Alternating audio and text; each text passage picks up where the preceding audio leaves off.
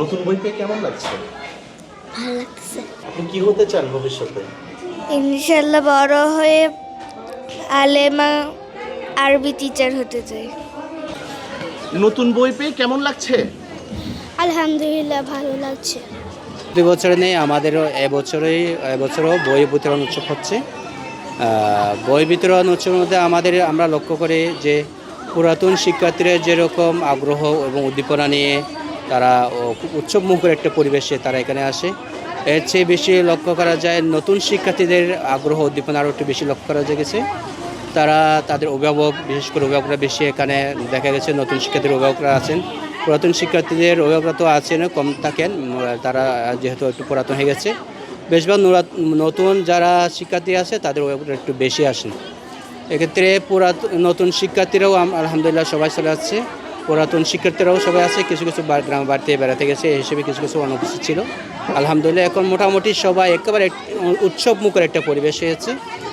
মূলত সরকারি পক্ষ থেকে উৎসব যদি না হয় তাহলে এটা একটা বই প্রথম বছর 2026 সালের প্রথম বছর প্রথম দিন তারা নতুন বই পেয়েছে এবং তারা নতুনভাবে তাদের ক্লাস পড়ালেখা চালিয়ে যাবে, এটা নিয়ে তারা একটা খুব আগ্রহ ছিল তাদের মাঝে। এবং আমাদের এখানে নির্দেশনা ছিল যে তারা আজকে থেকে একটা পড়ালেখার উৎসব চালিয়ে যাবে, বই উৎসবের সাথে সাথে আমাদের পড়ালেখার উৎসবটা চালিয়ে যাওয়ার জন্য আমাদের এই অনুষ্ঠান। আমরা আলহামদুলিল্লাহ 1 থেকে ক্লাস 9 পর্যন্ত বই মোটামুটি সব ক্লাসে বই পেয়েছি। শুধুমাত্র 6, 7, 8-এর 3টা ক্লাসে আমরা বই পাইনি। আজকে 6-এর বই দেওয়া হবে শুনেছি, এবং আজকে বই নেওয়ার জন্য ইয়াতে কেন্দ্রে যাওয়া হবে। 6-এর বই পেলে তাদেরকে ইনশাআল্লাহ আগামীকালকে 6-এর স্টুডেন্টদেরকে বই দেওয়া হবে। 7, 8-এর বই যখন আসবে আমরা তখন তাদেরকে জানিয়ে দেবো এবং তাদেরকে তখন বই দেবো ইনশাআল্লাহ।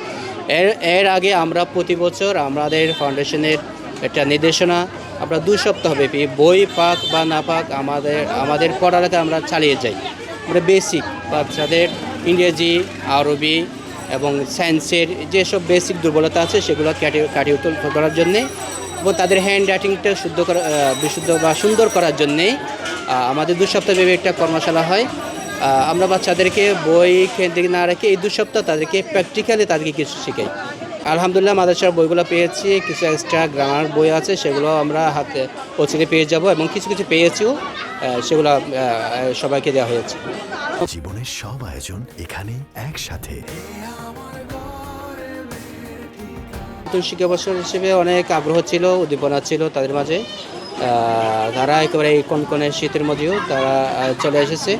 অনেক ছোটো ছোটো বাচ্চারাও চলে যাচ্ছে একেবারে এই যে আনন্দে শরীর করার জন্যে। প্লে নার্সারি 4 বছর 5 বছর এই বাচ্চারাও আলহামদুলিল্লাহ এই ঠান্ডার মধ্যেও তারা চলে এসেছে। তারা পড়ালেখার আগ্রহ নিয়ে তারা চলে এসেছে। নতুন ভর্তি হয়েছে প্রায় 80 জন মতো, আমাদের নতুন ভর্তি হয়ে গেছে অলরেডি। এখন তো ভর্তির প্রক্রিয়া চলতেছে, আরও মনে হয় 50-60 জন মতো নতুন ভর্তি হবে। সব মিলিয়ে 200-250 বা 250 প্লাস হয়ে যেতে পারে। আমাদের তো একটা লক্ষ্য উদ্দেশ্য হচ্ছে আমাদের জাতি গড়া। শুধু পড়ালেখা নেই আমরা প্রফেশনাল পড়ালেখা দিয়ে দিলাম হয়ে গেল এরকম না। আমাদের একটা লক্ষ্য উদ্দেশ্য আছে আমাদের শিক্ষার্থীদেরকে জাতির নেতৃত্ব দেওয়ার জন্যে, জাতির একটা সুন্দর জাতি উপহার দেওয়ার জন্যে আমাদের শিক্ষার্থীদেরকে আমরা গড়ে তুলি। সেই জন্যে আমরা এক্সট্রা প্রতিষ্ঠানের সময়ের বাইরেও আমরা এক্সট্রা তাদেরকে সময় দিই।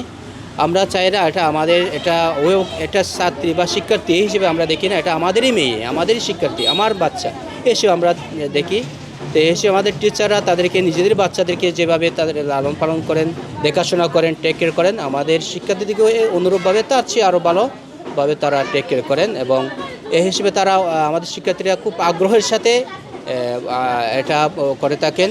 কারণ আমাদের একটা লক্ষ্য হলো যে আমাদের শিক্ষার্থীরা বাংলা, ইংরেজি, আরবি এবং সব বিষয়ে সায়েন্স সব বিষয়ে অলরাউন্ডার হবে, এবং তারা সব ক্ষেত্রে দেশের প্রতিটি ক্ষেত্রে তারা যোগ্যতার স্বাক্ষর রাখবে।